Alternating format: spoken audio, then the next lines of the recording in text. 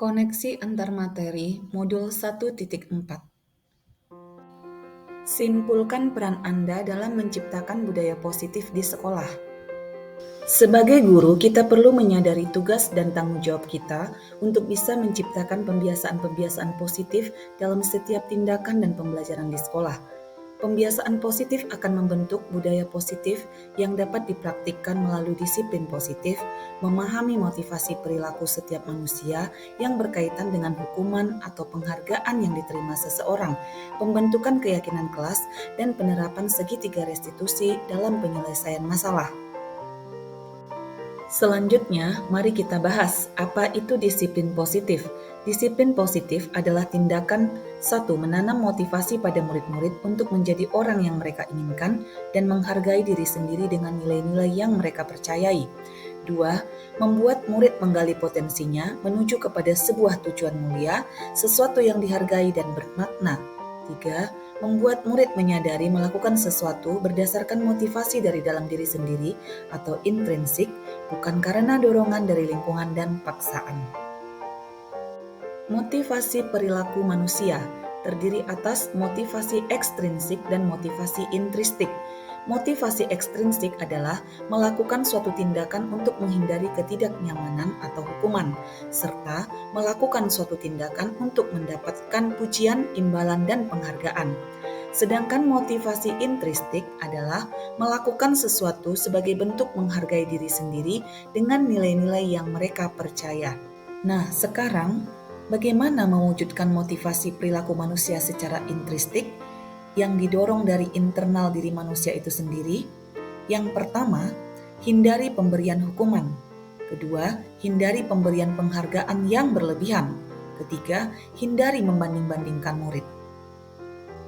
5 posisi kontrol guru. 1. Sebagai penghukum. 2. Sebagai pembuat merasa bersalah. 3. Sebagai teman. 4. Sebagai pemantau. 5. Sebagai manajer. Pada pembelajaran ini, posisi kontrol guru yang terbaik adalah sebagai manajer. Pada posisi kontrol manajer, guru memberi kesempatan kepada murid untuk mempertanggungjawabkan perilakunya dan menemukan solusi atas masalahnya. Guru juga mengajak murid untuk menganalisis kebutuhannya dan kebutuhan orang lain di sekitarnya. Kemudian guru menuntun murid menjadi manajer atas dirinya sendiri sesuai penerapan restitusi. Pembentukan keyakinan kelas. Mari kita pelajari bagaimana cara membentuk keyakinan kelas. Yang pertama, guru bersama murid membuat suatu kesepakatan kelas yang akan dijadikan sebagai keyakinan kelas. Kedua, keyakinan kelas berisi pernyataan yang mengandung nilai-nilai kebajikan universal dalam kehidupan dan dapat diyakini bersama oleh warga kelas. Penerapan segitiga restitusi dalam penyelesaian masalah. Guru menyelesaikan permasalahan yang terjadi pada murid dengan menerapkan praktik segitiga restitusi. Dalam praktik segitiga restitusi, ada 3 tahapan yang harus dilakukan. Yang pertama, menstabilkan identitas. Yang kedua, validasi tindakan yang salah. Yang ketiga, menanyakan keyakinan. Diharapkan dalam praktik segitiga restitusi, guru dapat menanamkan disiplin positif pada murid dan menuntun murid untuk berperilaku positif dan bertanggung jawab. Selanjutnya, mari kita pelajari keterkaitan antara materi budaya positif dengan materi kita sebelumnya, materi filosofi Ki Hajar Dewantara, nilai dan peran guru penggerak, serta visi guru penggerak. Hubungan budaya positif dengan filosofi Ki Hajar Dewantara. Hubungan antara budaya positif dengan filosofi Ki Hajar Dewantara adalah dengan menerapkan budaya positif dalam pembelajaran di sekolah, seperti penerapan disiplin positif, kontrol manajer, menyepakati keyakinan kelas, praktik segitiga restitusi, maka sebagai guru, kita sudah mengoptimalkan pembelajaran yang berpusat kepada murid dan mengedepankan kepentingan murid sesuai dengan kodrat alam dan kodrat zaman anak untuk dapat mencapai kebahagiaan dan keselamatan yang setinggi-tingginya. Selanjutnya adalah hubungan budaya positif dengan nilai dan peran guru penggerak. Hubungan antara budaya positif dengan nilai dan peran guru penggerak adalah guru menuntun murid sesuai dengan perannya. Peran guru penggerak adalah berpihak pada murid, reflektif, mandiri, kolaboratif, dan inovatif, dengan menanamkan nilai-nilai budaya positif dalam setiap pembelajaran di sekolah, sehingga murid dapat menggali potensinya dan menghargai diri sendiri dengan nilai-nilai yang dipercayai. Dan yang terakhir, mari kita kaji keterkaitan antara budaya positif dengan visi guru penggerak. Hubungan antara budaya positif dengan visi guru penggerak adalah guru penggerak merancang dan menetapkan suatu visi dengan memperhatikan apa yang menjadi kebutuhan murid sesuai dengan sosial budaya sekolah. Visi yang dibuat dijabarkan melalui suatu prakarsa perubahan yang disebut bagja, berdasarkan inquiry apresiatif. Dengan langkah awal, menggali potensi murid, potensi guru, serta potensi lingkungan sekolah. Langkah-langkah dalam bagja merupakan penerapan budaya positif dalam pembuatan suatu visi. Sejauh mana pemahaman Anda tentang konsep-konsep inti yang telah Anda pelajari di modul ini? Saya cukup memahami budaya positif setelah mempelajari modul ini. Yang pertama, disiplin positif. Saya berusaha melakukan pembelajaran dengan menerapkan disiplin positif melalui praktik restitusi. Yang kedua, kontrol manager. Saya berusaha berada pada posisi kontrol manager, di mana posisi kontrol ini merupakan posisi paling tepat karena mampu memberi dampak positif bagi pembentukan nilai-nilai positif di sekolah. Keyakinan kelas. Saya memahami keyakinan kelas mengandung nilai-nilai kebajikan universal, dan saya menemukan kesepakatan bersama murid untuk dijadikan sebagai keyakinan kelas. Yang terakhir adalah restitusi. Restitusi menambah wawasan saya, sehingga dalam menyelesaikan masalah tidak fokus terhadap kesalahan murid, tetapi yang paling penting adalah bagaimana memperbaiki kesalahan tersebut sesuai keyakinan kelas. Adakah hal-hal yang menarik bagi Anda dan di luar dugaan? Iya, banyak hal yang menarik dan belum saya ketahui sebelumnya. Yang pertama, disiplin positif. Selama ini, saya selalu mengaitkan disiplin positif dengan hukuman dan konsekuensi. Ternyata tidak benar. Kedua, banyak permasalahan yang terjadi dengan murid di sekolah. Namun selama ini saya tidak pernah melakukan refleksi tentang kebutuhan apa yang belum terpenuhi dalam diri murid tersebut. 3. Posisi kontrol.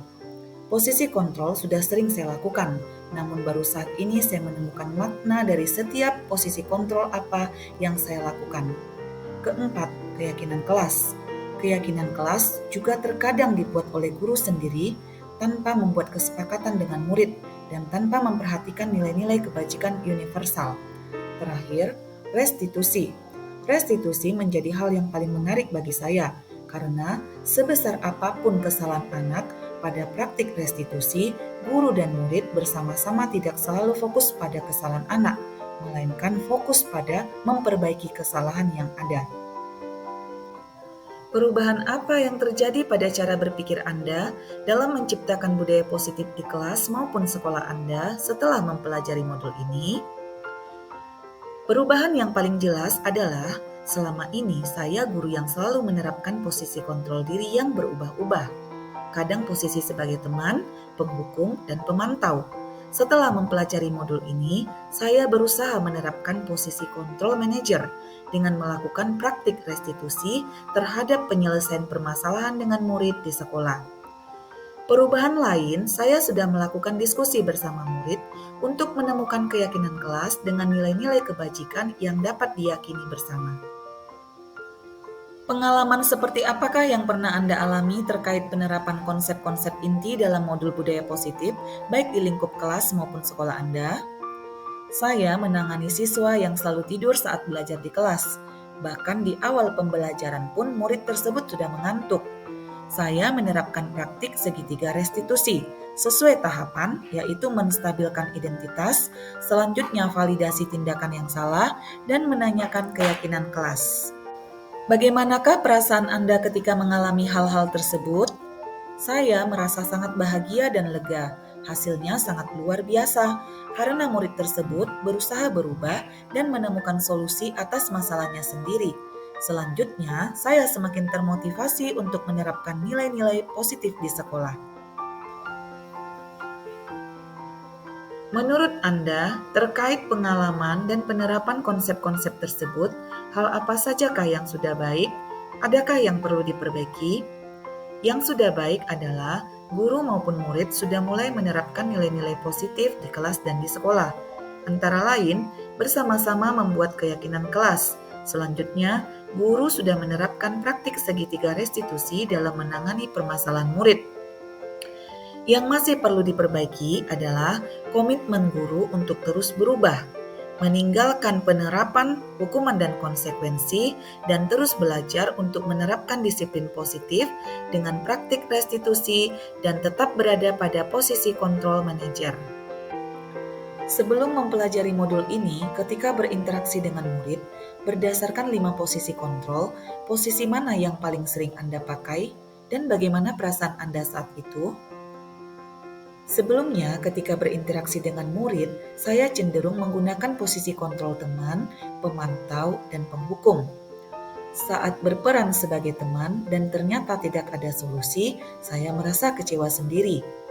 Saat berperan sebagai pemantau, saya sering merasa repot sendiri dengan mengumpulkan semua bukti-bukti kesalahan murid. Dan sebagai penghukum, saya sering merasa bersalah dan berdosa setelah menghukum murid. Setelah mempelajari modul ini, posisi apa yang Anda pakai dan bagaimana perasaan Anda saat ini? Apa perbedaannya?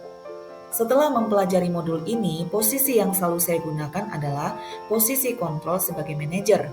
Saya berusaha menyelesaikan masalah dengan praktik segitiga restitusi. Perasaan saya sangat bahagia dan lega. Perbedaan yang sangat terasa saat mengatasi permasalahan. Tidak perlu membuang-buang energi untuk bicara keras dan marah-marah, tetapi lebih cenderung berkolaborasi dengan murid untuk memperbaiki kesalahan yang ada, sehingga kita menciptakan murid yang merdeka, mandiri, dan bertanggung jawab. Sebelum mempelajari modul ini, pernahkah Anda menerapkan segitiga restitusi? Iya, pernah. Ternyata tanpa saya ketahui, saya melakukan praktik segitiga restitusi pada tahap awal atau tahapan pertama saja. Seringkali saya menyatakan pada murid bahwa semua orang pernah berbuat salah dan berbuat salah itu adalah hal yang wajar. Namun karena saya belum mengenal praktik segitiga restitusi, saya tidak tahu langkah selanjutnya. Adakah hal-hal lain yang menurut Anda penting untuk dipelajari dalam proses menciptakan budaya positif baik di lingkungan kelas maupun sekolah? Yang pertama, peningkatan usaha kerjasama dan kolaborasi pihak sekolah dengan orang tua murid dan dengan pihak luar yang dapat menunjang penerapan budaya positif di sekolah. Kedua, pengoptimalan pendataan murid, data keluarga, latar belakang pendidikan keluarga untuk memudahkan pembinaan dan penerapan budaya positif terhadap murid di sekolah.